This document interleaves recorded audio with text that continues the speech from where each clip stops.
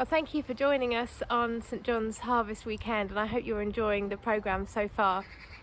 Harvest is a time of taking from the ground, but it's also the time that seeds naturally fall onto the soil, which means that this is a perfect opportunity to plant wildflowers. Back in the summer, we went to visit Tammy Woodhouse, and she showed us her wildflower meadow and talked to us about some tips about how we can create one in our own gardens and some of the environmental benefits of doing that. Let's go and have a look at how that went and what Tammy said. Yeah.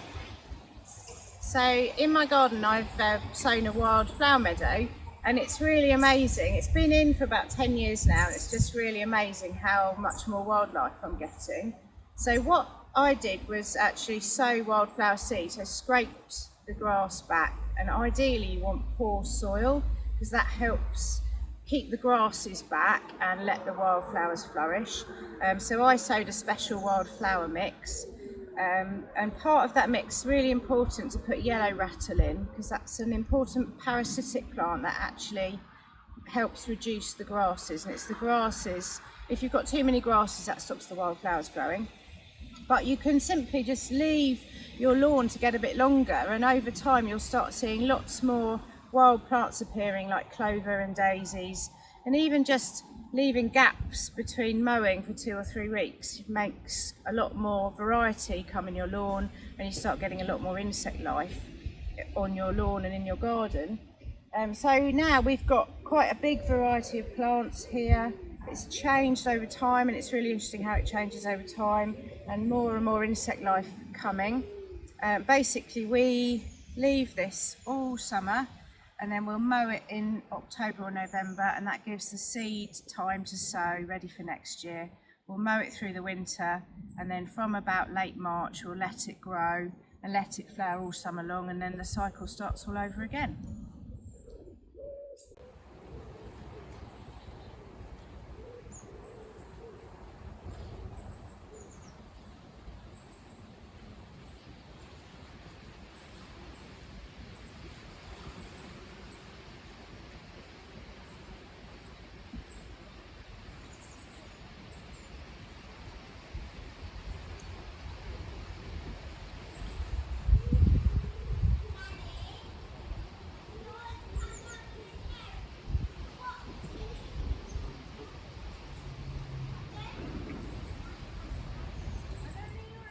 Go.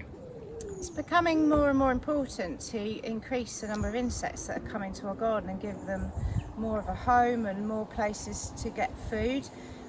Across the world and in the UK, insect numbers are falling, and insects are really at the base of the food chain, and from that's where we get lots more wildlife and birds and moths and all sorts of things. So just from our little patch here, we're seeing lots more honeybees, which you can see on the flowers now.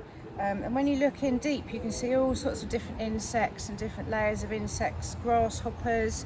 We're also, in the evening, starting to see lots of different moths, and there's lots of evidence to show that moths are a really important part of pollinating. So all these pollinators just need all this nectar and food, and we can all be part of giving them that just by leaving some of our gardens to go a little bit more wild.